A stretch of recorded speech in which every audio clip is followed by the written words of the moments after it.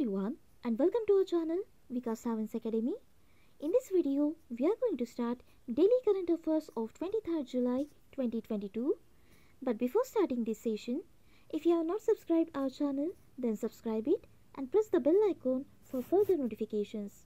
So let's start with the first news.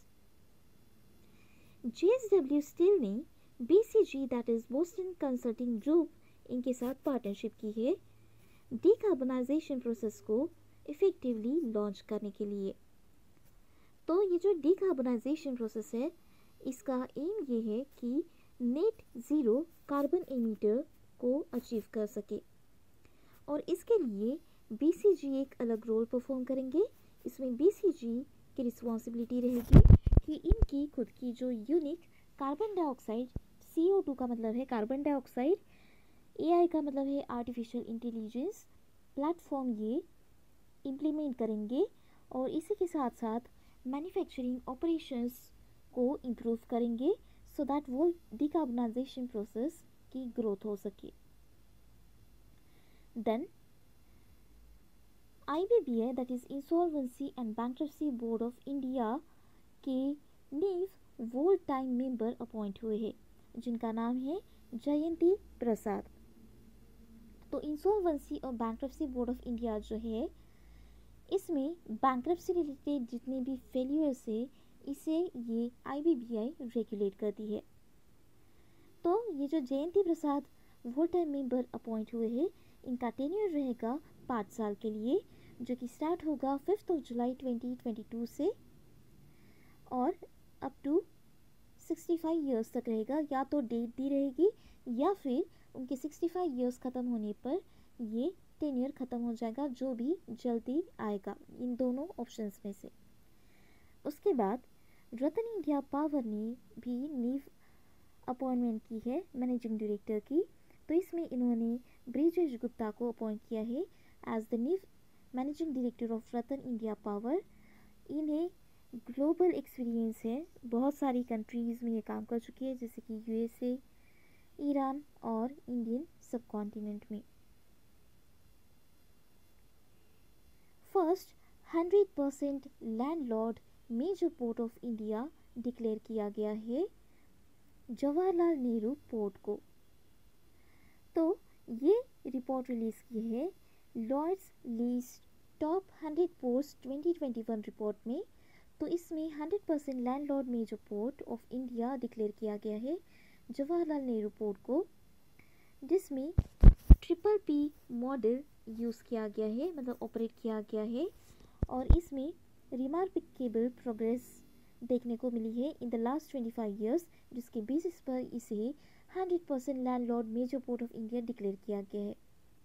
इसके साथ साथ प्रोग्रेस के साथ साथ इसकी कैपेसिटी एडिशन भी हुई है और प्रोडक्टिविटी में भी इम्प्रूवमेंट हुआ है। तो की पॉइंट ऐसा है कि ये जो जवाहरलाल नेहरू पोर्ट है इसकी रैंकिंग है 26th among the top 100 global ports. तो हम देखते हैं नेक्स्ट न्यूज़। लार्सन एंड टर्बो दैट इज़ L&T टेक ने 5G स्पेक्ट्रम इम्प्लीमेंट किया है। तो ये जो L&T के CEO है दैट इज़ अमित चड्डा, ये इन्होंने कहा है स्टेटमेंट में कि ये स्पेक्ट्रम अक्वायर करेंगे so that 5G private network को ये सेटअप कर सके और इसके लिए इन्होंने develop use cases for the technology, मतलब टेक्नोलॉजी के यूज़ के लिए इन्होंने कुछ डेवलपमेंट किए जाने हैं। In addition to this the engineering and research and development services company will roll out this 5G solutions for parent company Larsen and टर्बो ग्लोबली। मतलब ये जो L&T की जो पेरेंट कंपनी है दैट इज़ लार्सन एंड टर्बो, इसके लिए ये 5G स्पेक्ट्रम इम्प्लीमेंट करने वाले हैं। इसके बाद 13th पीटर्सबर्ग क्लाइमेट डायलॉग हुआ है that is COP27 that is climate meet. तो ये 2 डे इनफॉर्मल मिनिस्ट्रियल मीट थी और इसकी एडिशन थी इस बार की 13th पीटर्सबर्ग क्लाइमेट डायलॉग में ये बोला गया है कि इसमें क्लाइमेट एक्शन से रिलेटेड कुछ इम्प्रूवमेंट्स किए जाने हैं। इसके साथ साथ कुछ आने वाले सालों में जो पहले साल गुजर गए उसमें जो भी इम्प्लीमेंटेशंस डिसाइड हुए थे लेकिन हुए नहीं, वो भी रोल आउट किया जाएगा। और COP27 का जो गोल है कि ग्लोबल वार्मिंग को 1.5 डिग्री सेल्सियस तक लिमिट में ला सके, मतलब कंट्रोल कर सके ग्लोबल वार्मिंग को, इसलिए ये क्लाइमेट एक्शन मीट कंडक्ट की जा रही है इन बर्लिन, जर्मनी। तो इसका वेन्यू याद रखना है आपको, ये कितने सेल्सियस तक कंट्रोल करेंगे ग्लोबल वार्मिंग, ये भी याद रखना है। और एडिशन याद रखनी है, इसके साथ साथ COP27 इसे बोला गया है।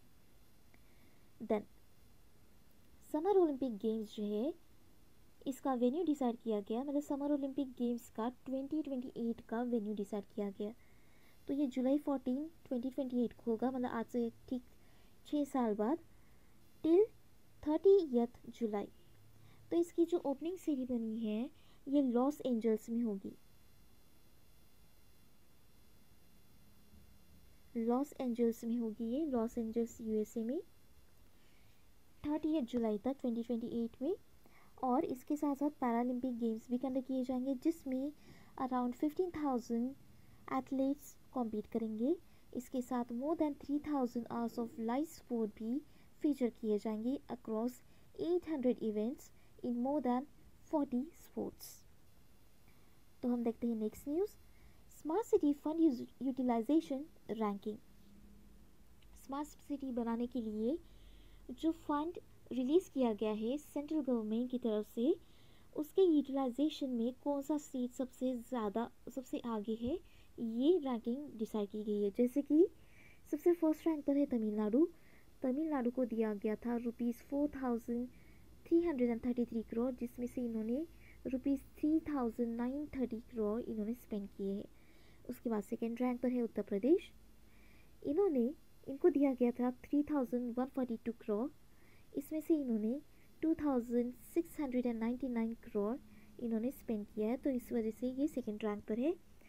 इसके बाद इसी साल 8 जुलाई को सेंटर ने टोटल 100 स्मार्ट सिटीज़ बनाने के लिए 30,000 करोड़, अराउंड 30,000 करोड़ इन्होंने सेंटर ने रिलीज़ किए, जिसमें से 90% का सेग्रीगेशन हो चुका है, मतलब दिए जा चुके हैं। अब 100 स्मार्ट सिटीज़ को 27,000 करोड़ दिए जा चुके हैं।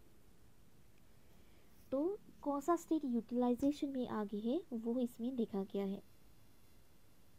तो ये सारे फिगर्स आपको याद रखने हैं, जैसे कि मैंने लास्ट सेशन में बताया था डिजिट्स के क्वेश्चन ज़्यादा पूछते हैं, तो कितना अमाउंट स्पेंड किया गया है, कितना रिलीज़ किया गया है, ये आपको याद रखना है। Then RBI impose limitations on Raigad Sahakari bank. Raigarh Sahakari bank जो कि मुंबई में है, तो इसके ऊपर कुछ RBI ने लिमिटेशंस लगाए हैं।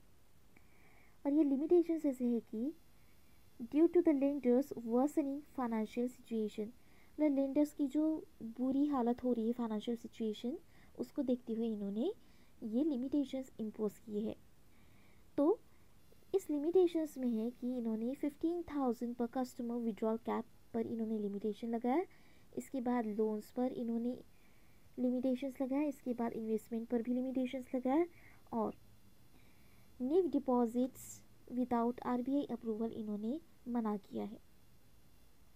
Then Forbes real time billionaires list.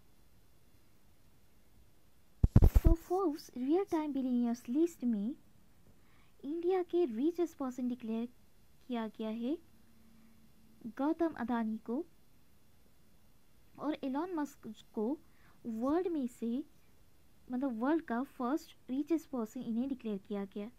तो इंडिया के रिचेस्ट पर्सन गौतम अदानी को किया गया है, और एलॉन मस्क को वर्ल्ड रिचेस्ट पर्सन जिनकी नेटवर्थ है $230 बिलियन।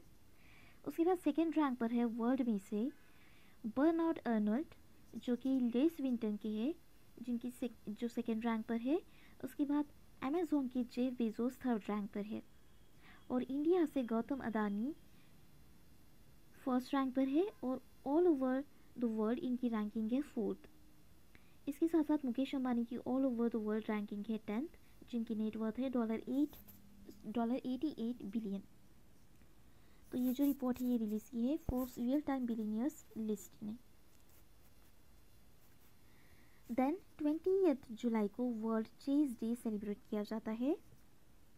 तो ये वर्ल्ड चेस डे का पर्पज़ ये है कि फॉर टीचिंग समवन और learning how to play the game, मतलब लोगों में अवेयरनेस जगाना कि चेस कैसे खेला जाता है और ये कैसे सिखाएंगे, ये भी इसमें डिस्कस किया जाएगा। तो इसलिए ये वर्ल्ड चेस डे सेलिब्रेट किया जाता है और which marks the establishment of international chess federation. तो ये 28 जुलाई को ही सेलिब्रेट इसलिए किया जाता है क्योंकि इस दिन international chess federation that is FIDE जो है ये एस्टैब्लिश हुई थी इन पेरिस 1924 को। और वर्ल्ड चेस डे जो है ये लॉन्च किया गया था इन 2019। तो लॉन्च तो 2019 में किया गया था, लेकिन ये 28 जुलाई को क्यों सेलिब्रेट किया जाता है, क्योंकि इंटरनेशनल चेस फेडरेशन 1924 में बनी थी इसलिए। तो ये थे आज के हमारे 23 जुलाई 2022 के current affairs. So that's all for today.